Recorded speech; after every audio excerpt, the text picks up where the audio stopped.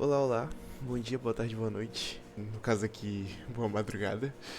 Esse vídeo aqui eu tô gravando para demonstrar como é que está estruturado e como funciona o projeto desenvolvido para o trabalho 2 de PO. Foi pedido para a gente criar, né, um projeto com estrutura de microkernel, né, baseado em plugins para o gerenciamento de uma biblioteca, né, gerenciamento de usuários, de empréstimos, de livros e para apresentação de relatórios. Então, começando aqui, né, a gente tem aqui o Docker Compose, um arquivo de SQL para inicialização do banco de dados. Esses dois arquivos já foram fornecidos pelo professor. A estrutura inicial também aqui foi fornecida pelo professor, né, do microkernel. A gente tem também aqui um README que foi criado por mim para apresentar o projeto de uma forma geral. A gente tem esse mesmo README aqui dentro também da pasta microkernel. Então vamos lá. A gente vai entrar na pasta microkernel. Mas antes de executar, eu vou apresentar aqui a estrutura do projeto, como é que ficou no final. Então a primeira pasta que a gente tem aqui dentro de microkernel, a gente tem a pasta app. Essa pasta app, se a gente expandir ela, a gente vai encontrar uma pasta persistence. Essa pasta aqui a gente só vai ter uma classe, que é o JPA útil, que é responsável por fazer todo o gerenciamento do JPA, né, da manipulação dos dados do banco de dados. Fora a pasta persistence, a gente tem a pasta shell, que é onde está todas as outras classes responsáveis por fazer a manipulação do núcleo, por gerenciar de uma forma geral o sistema. A gente tem aqui também, fora da pasta onde estão esses arquivos, a gente tem o resources, que é onde está o arquivo fxml, né, da tela principal. A gente tem aqui também uma pasta, um arquivo persistence, que é onde está organizado como é que o banco de dados vai ser gerenciado. Esse arquivo é importante para fazer o gerenciamento das entidades. Na verdade, é mais para o gerenciamento das entidades do que do banco de dados especificamente, mas isso aqui também é importante para a relação com o banco de dados. E a gente tem uma pasta styles aqui com o arquivo CSS que define um estilo para a tela principal e para o sistema como geral. Fora a pasta app, a gente tem aqui a pasta interface. Essa pasta aqui ela é responsável por implementar algumas interfaces do sistema. Então, além das interfaces que já vieram implementadas no arquivo que o professor enviou, eu implementei também uma interface genérica para os DAOs e implementei algumas interfaces para os plugins.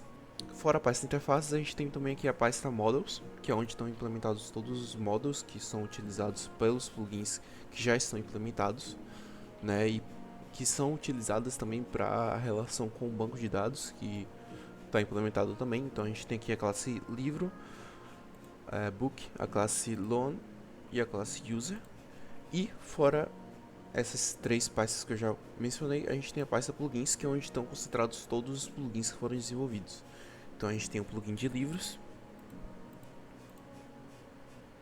que implementa os DAOs específicos para o livro e toda a lógica de controllers de service, de UI, tudo está aqui implementado dentro de livro, né? Todos os plugins eles implementam tudo que é referente a eles, então nada referente ao plugin especificamente está sendo implementado dentro de app, de interface, de model, está tudo implementado aqui dentro do próprio plugin.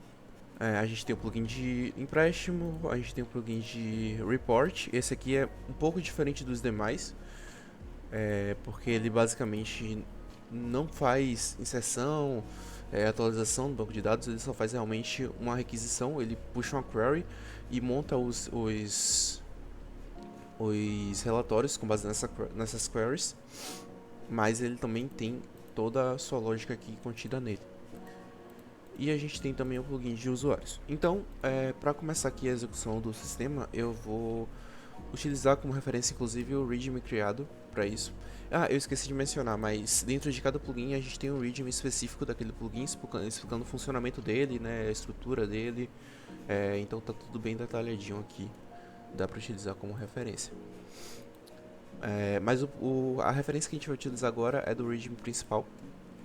A gente tem aqui um passo a passo de como executar, né? Então a gente abriu a pasta microkernel, agora a gente vai usar o Docker Compose Up com o Docker aberto. É importante ressaltar, o Docker ele tem que estar disponível para executar Docker Compose Up, seja ele o Docker Desktop, a extensão de Docker do Visual Studio ou algum outro método. Então, executando Docker Compose Up, ok? O container já subiu, vocês percebem que aqui está em execução, ok? Próximo comando, mvn clean install. Esse comando aqui ele faz a compilação, instalação das dependências, isso tudo de forma limpa, né? Ele limpa todos os arquivos que já foram compilados. E por fim, o exec aqui, né? O projeto já está configurado para executar a classe principal e essa classe principal puxar os plugins. Então vamos executar aqui agora. Bom, e aqui o programa ele já inicializa em tela cheia. A gente tem aqui uma tela inicial, né, com algumas informações. Para utilizar, a gente vai utilizar esse menu superior aqui. E a gente tem todos os itens referentes aos plugins aqui nesse menu superior. O primeiro item que a gente tem aqui, a gente pode abrir a aba geral. Aí a gente tem aqui a opção de sair do aplicativo ou visualizar relatórios. Na aba de gerenciamento, a gente tem o gerenciamento de livros, de empréstimos e de usuário. Então vamos começar aqui pelo gerenciamento de usuários. Eu vou abrir ele. A gente tem aqui duas abas, né? Os plugins de gerenciamento estão seguindo essa mesma estrutura, tanto para usuários, livros e empréstimos. Então a gente pode fazer o cadastro aqui de um novo usuário. Vocês podem ver aqui que a gente já tem alguns cadastrados, alguns usuários de teste, alguns que já vieram no SQL de inicialização do sistema. Vamos iniciar criando aqui um novo usuário. Vamos cadastrar um novo usuário. Então vamos colocar, por exemplo, teste. Antes de tudo, percebam que tem invalidação aqui nesses campos. Então, se eu tentar cadastrar um usuário sem nome, sem e-mail, ele vai avisar que o nome é obrigatório. Então, eu posso colocar aqui teste. Tentei sem e-mail, ele avisa que o e-mail é inválido. O e-mail, então, ele tem que ser válido. Ele não só tem que estar preenchido, mas ele tem que ser um e-mail válido. Então, vamos colocar aqui um e-mail válido. teste.teste@email.com. Cadastrar. Beleza, foi cadastrado aqui. Percebam que ele já colocou a data de registro como a data atual. Ele puxa automaticamente a data atual. E com o usuário cadastrado eu posso fazer a edição. Então eu posso vir aqui, por exemplo, e clicar em editar. Ele vai puxar a aba de edição de usuários, né? Eu posso cancelar essa edição. Ou eu posso realmente editar aqui e alterar alguma coisa. Então eu quero, por exemplo, apagar isso aqui. E a validação dos campos ela permanece também para a edição. Eu clico em atualizar, atualização feita, e aqui a gente tem o e-mail já alterado. Eu posso também excluir, então eu posso clicar no usuário que eu acabei de criar, clicar aqui em excluir. Ele vai abrir um pop-upzinho aqui de confirmação.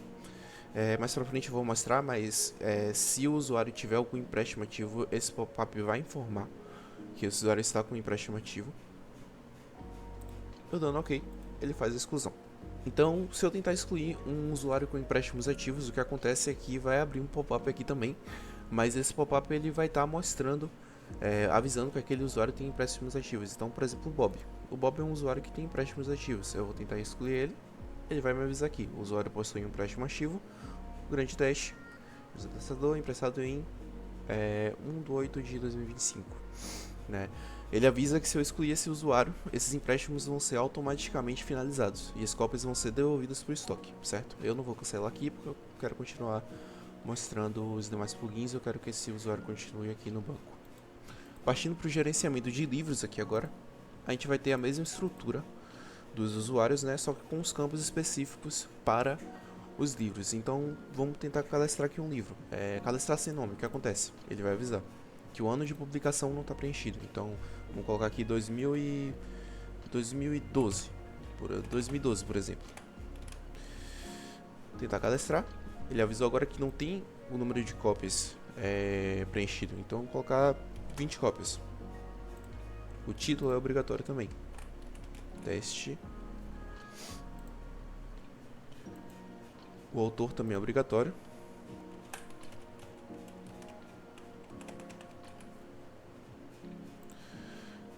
E o código ISBN também é obrigatório. Então vou colocar 123, 123, 123, 123. Opa. 4.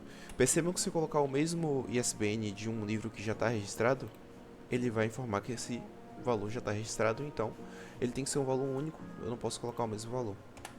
Se eu colocar outro valor, ele vai fazer o cadastro normalmente. Da mesma forma eu consigo editar e eu consigo excluir, certo? E da mesma forma, se houver algum usuário com o empréstimo em aberto para aquele livro, ele vai avisar aqui. Ok? Partindo agora para o gerenciamento de empréstimos. A gente tem aqui um layout um pouco diferente, mas é a mesma estrutura. A diferença aqui é que no caso dos empréstimos, para facilitar a seleção, a gente tem o combo box para selecionar os usuários que estão disponíveis e os livros que estão disponíveis, certo? Essa seleção de livros disponíveis verifica também a quantidade de cópias disponíveis. Se a quantidade de cópias disponíveis for 0, o livro não irá aparecer aqui. Então, por exemplo, aqui a gente tem o grande teste, tem uma cópia disponível. Eu vou fazer o empréstimo do grande teste com o João, certo? Vou fazer o cadastro. Beleza. Percebam que aqui já atualizou para 0 cópias disponíveis. E se eu tentar agora, por exemplo, com a Carol, fazer o empréstimo do mesmo livro, ele nem aparece aqui. Ok? Outra coisa importante aqui desse plugin é que ele permite a busca com filtros avançados. Então a gente tem como filtrar usuários e livros. O que acontece quando eu tento filtrar aqui? Se eu tentar filtrar, por exemplo, com o JO, só vai ter disponível aqui usuários que têm as letras J e O no nome. E, importante dizer, no começo do nome. Da mesma forma, eu posso filtrar livros. Então, por exemplo, aqui eu tenho como filtrar livros que tenham teste. Ele vai aparecer somente livros que contêm teste e que estão disponíveis. Eu posso também selecionar a data do empréstimo. E vocês já viram fazendo o cadastro, eu posso fazer a devolução de um empréstimo ativo. Clicando aqui no empréstimo em questão e clicando em devolver. Ele muda o status para finalizado e adiciona a data de devolução com base na data atual. Também posso fazer a edição. Então, se eu clicar em editar, ele libera o campo de data de devolução. Bom, como mencionei, se eu tentar fazer uma exclusão de um livro ou de um usuário com um empréstimo ativo, o que vai acontecer? Então, vamos fazer o cadastro aqui, só para demonstrar. Mas basicamente o que vai acontecer, a gente tem aqui um empréstimo ativo, tá vendo? João Silva.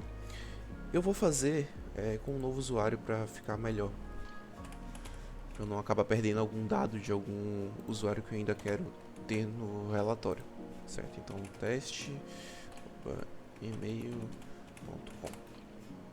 Cadastrar aqui, cadastrei. Eu vou criar um novo livro também. Na verdade, o livro eu vou manter esse que a gente criou. Eu vou criar um novo empréstimo com o usuário teste e com o livro tester, de tester, né? Vou cadastrar aqui. A gente tem aqui um cadastro feito. Se eu tentar excluir esse livro, ele vai informar, certo? Eu vou automaticamente finalizar aquele empréstimo porque ele está ativo. Então, se eu tiver aqui, por exemplo, um empréstimo que não esteja ativo do mesmo livro, eu vou colocar o mesmo usuário e o mesmo livro. Na verdade, eu vou colocar o outro usuário aqui. Vou colocar o mesmo livro. Pronto. E eu vou finalizar um deles. Eu vou finalizar o desse Jude aqui. Excluir não, perdão. Finalizar. Finalizei. Eu tentando excluir aqui, o que vai acontecer?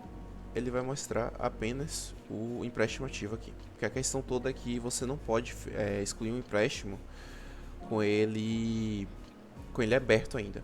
Então, para garantir que eu possa excluir aquele empréstimo, eu vou automaticamente finalizar aquele empréstimo.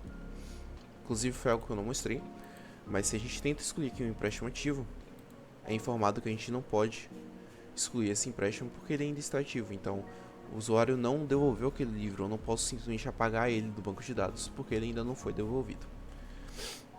Mesma coisa que eu mostrei aqui em livros, acontece aqui com o usuário. Se eu tentar excluir um usuário que está com o empréstimo ativo, ele vai avisar aqui. Só que além disso, percebam que aqui o número de cópias está em 19. Se eu tentar excluir aqui, ele vai devolver aquela cópia automaticamente. Então, se eu excluir de fato o usuário, o número de cópias voltou para 20. E, obviamente, o usuário ele saiu aqui do banco de dados de empréstimo porque ele foi excluído do sistema. Por fim, falta mostrar agora o plugin de relatórios. Então, vou abrir aqui.